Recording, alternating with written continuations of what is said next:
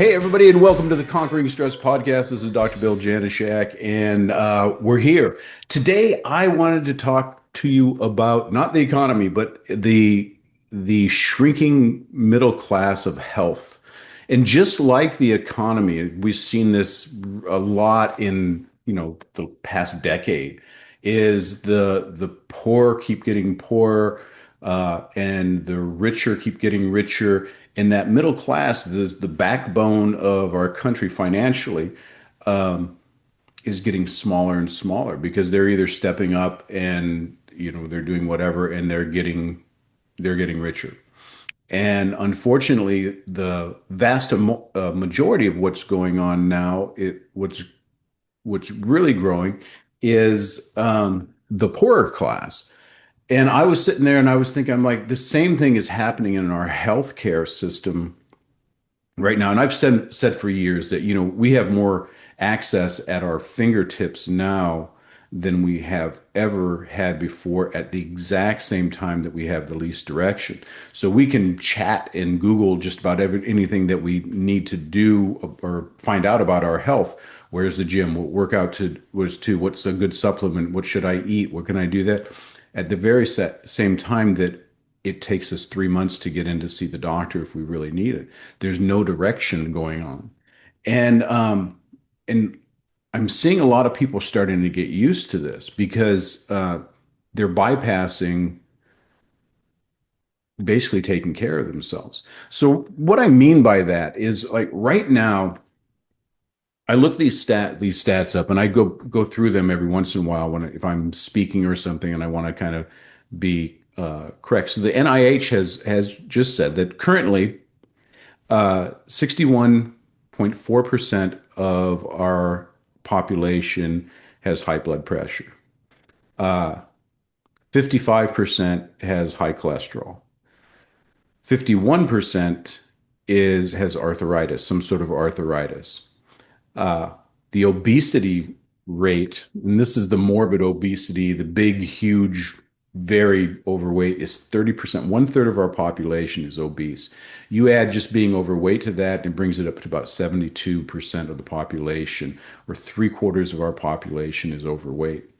Diabetes is a quarter of our population has diabetes, and that is not even counting the people that have hypoglycemia or early stage of insulin resistance and stuff. These are just the people with the diagnosis. The cancer rates, one in every five people will have cancer, has cancer right now. Heart disease is about 16% still. And the kidney disease is about 10% of the population. Chronic obstructive pulmonary disease, or COPD, is about 12.5% of the population going on. And it just kind of gets worse and worse. Even our mental health, about 15% of our population has been diagnosed with depression. And again, we're not even talking about the people that are just struggling with their mental health or struggling with their blood sugar or having some sort of heart problem. These are diagnosable things that we have that they're under treatment for. So if we look back to the 80s, the great 80s, because that's when I grew up and that it was awesome, but we didn't have a lot of this stuff. Blood pressure was about 27% of the population, people with high blood pressure. High cholesterol, less than 20%. Arthritis was 17% as opposed to over 50% now.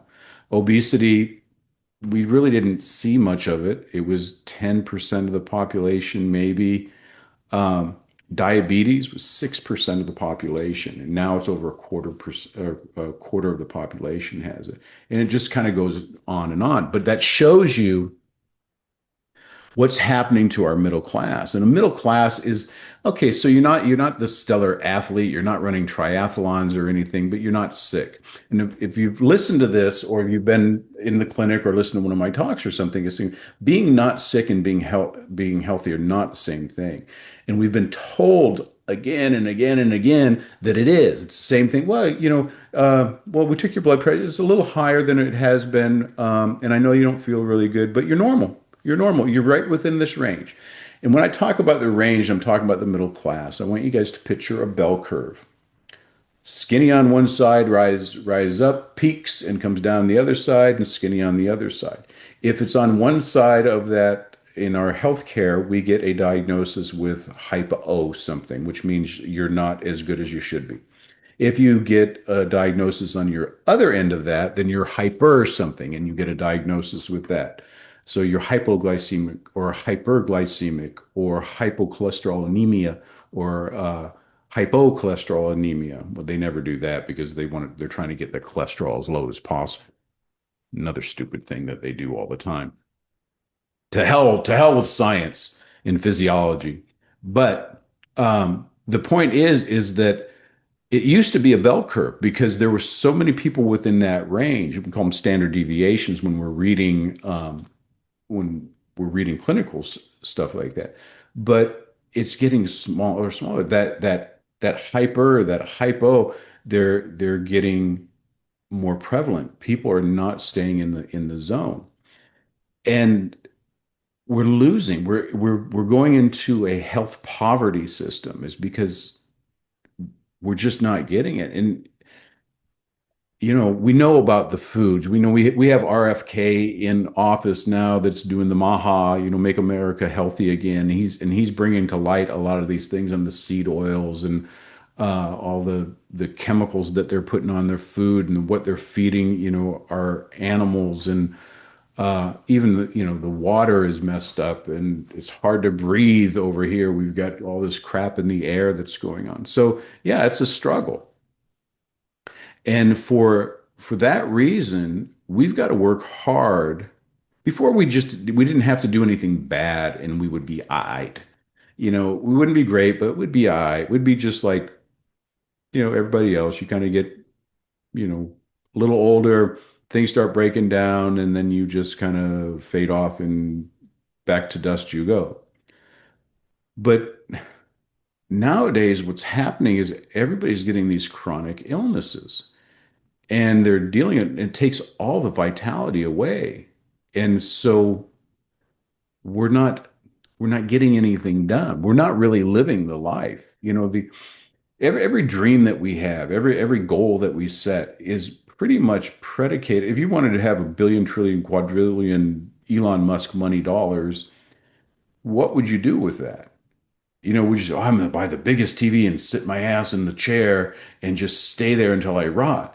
No, you probably have got dreams that I want to travel and I want to go to exotic places and I want to stay in these wonderful these wonderful, hotels and resorts. And I want to, lay naked on the beach with an umbrella in my drink and have people serve me and do that. And that's all fine and dandy. But in order for you to travel, you actually have to like walk through the airport at least. And if you saw something in some far out wonderful land that you've always dreamed of going on, you'd probably want to walk a little bit closer. Or in a lot of places, you'd have to climb an elevation to get to the place that you wanted to see. And it's not available to you if your meat suit is not working really well. So, but this is not new. I'm sure this is not. It better not be the first time that you've heard that. But if it is, listen close and lean in.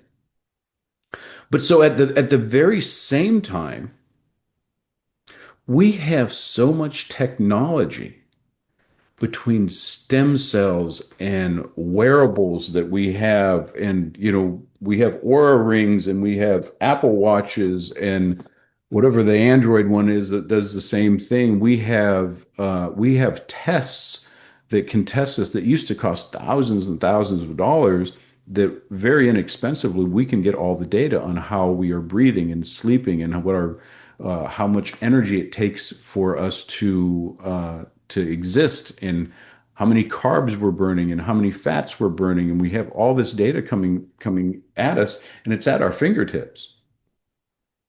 And like I said, we have stem cells and peptides. We have electromagnetic frequencies that are healing. We know more about heat and cold shock proteins that I've done podcasts on before about how those are helping our longevity and our health. We have laser therapies and red light therapies and sound therapies that are coming through. We have blood flow restricted training. We have hormone therapies. We have salient cell therapy to keep our aging down, and we have all this stuff at our fingertips that I am pretty sure that in the next 20 or 30 years, you are going to see centenarians completing in respectable time triathlons. Our bodies are amazing at healing and replicating and adapting to stress and overcoming and getting stronger and getting more resilient, but it has a cost. And the cost is that the buy-in for you to have access to everything that you really wanted for your health and longevity is that you take care of yourself, that you have a basic baseline of the fundamentals. And we've gone through that a lot. Are you breathing? Are you eating real food? Are you sleeping? Are you eliminating? Are you out in the sun? Are you exercising? Are you reducing your stress? And these are non-negotiable things that you have to have your existence going on. And they're so important. But you have to have those because you have to have the basic components to take advantage of of the stem cells and the peptides and all those other things because they are force multipliers, which means that you have to put in some force, you have to put in some effort and some consistency and some discipline over here to just do the basic things. I'll get some people and I'll ask them if they exercise. They go, I walk every day. I walk the dog around the block and then I'm good. And they think that that they've just completed their triathlon and they think that that's healthy. That's just existing. That's a thing that every, 2-year-old should be able to do. We've got to be able to go out. And I'm not talking that you have to go out and train like a madman, like an Olympic athlete, but you do have to go out and you have to push yourself enough to stimulate the muscles and the brain and the body and the organs and everything else to utilize everything that you've put into it. The challenge that I'm seeing with the technology is, and it always fails, is peptides are a great example. I love peptides. Peptides are amazing things that they're really getting good results with.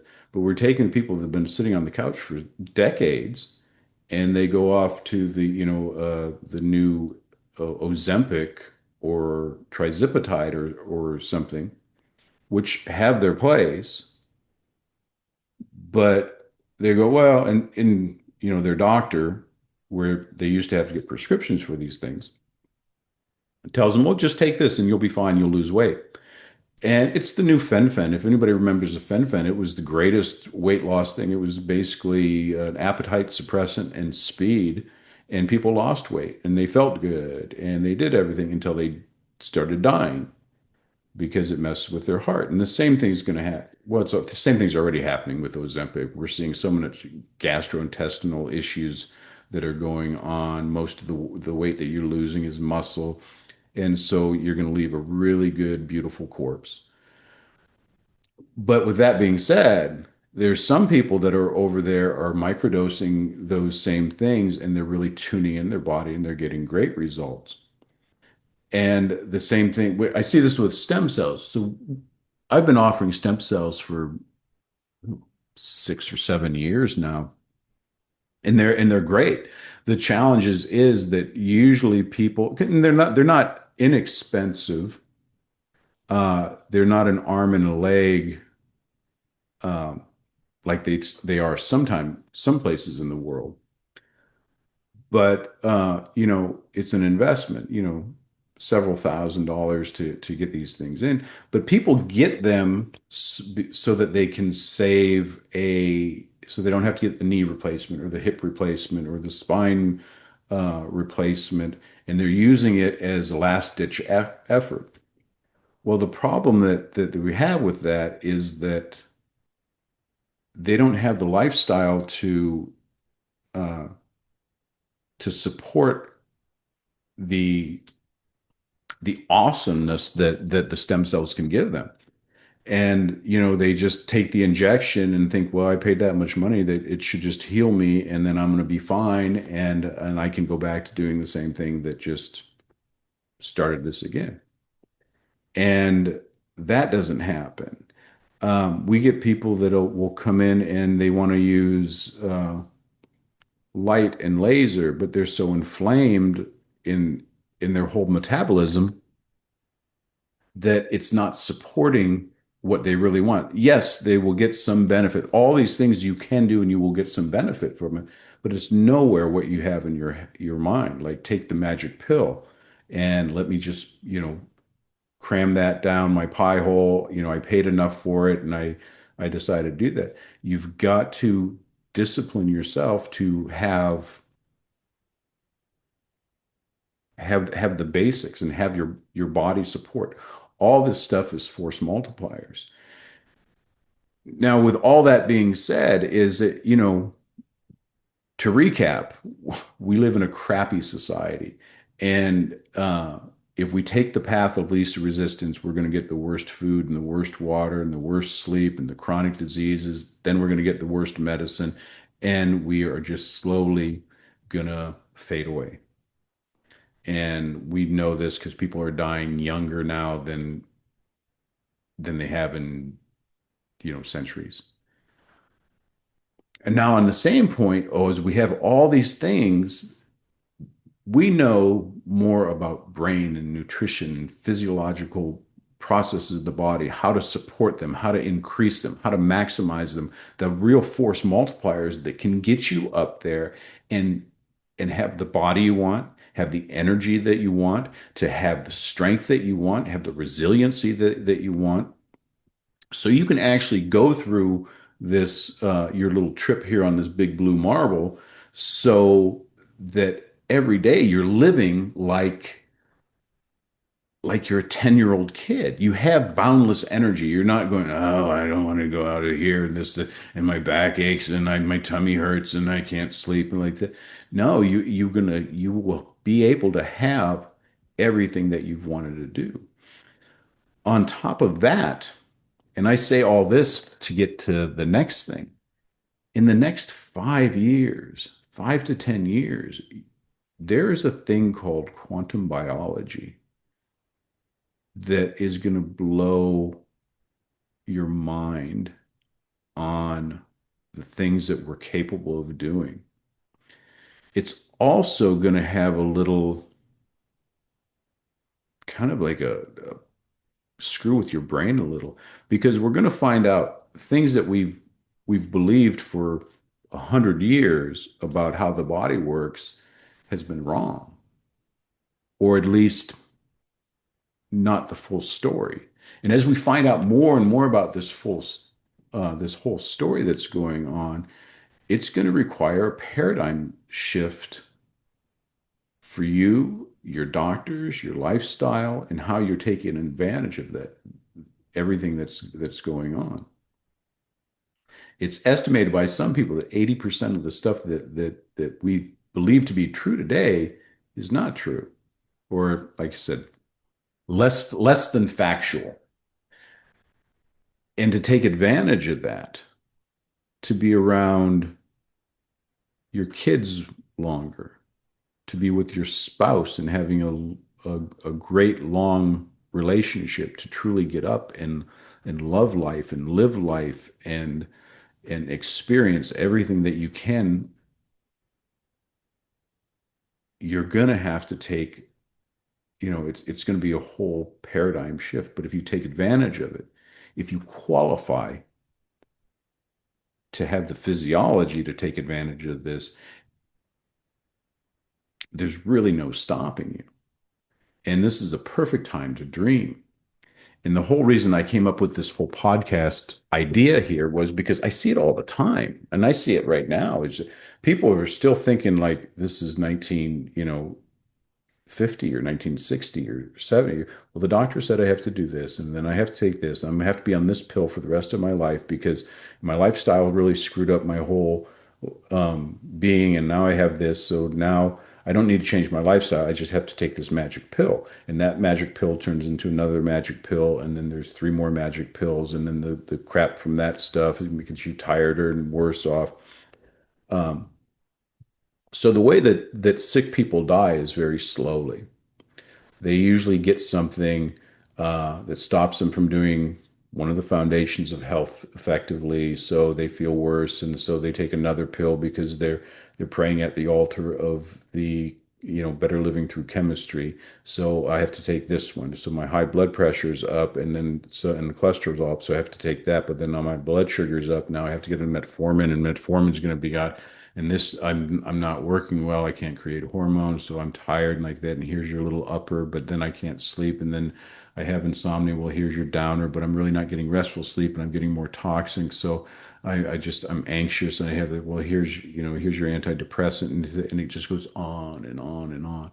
And what happens over is that you start feeling more tired, you can do less, and so that you just slowly go down this slow trajectory of existence till your world is Jeopardy and Fox News and World War II videos. And you know, you'll probably get a little dog or a cat, so you have some sort of companionship that they can sit on your lap because you don't want to get up too much to go out and do anything. But that's how sick people die. The way that healthy people die is they live, they feel pretty good. They're in the ballpark, give or take 5% of their energy, vitality, strength, everything else. And just at the end, it's a quick drop off. It's one bad day. And I would take that any day of the week. When's the last time you heard of somebody dying of natural causes? Or had anybody that you knew that just passed away in their sleep? They went to sleep one day and they just didn't wake up. That's healthy. None of us are going to live forever.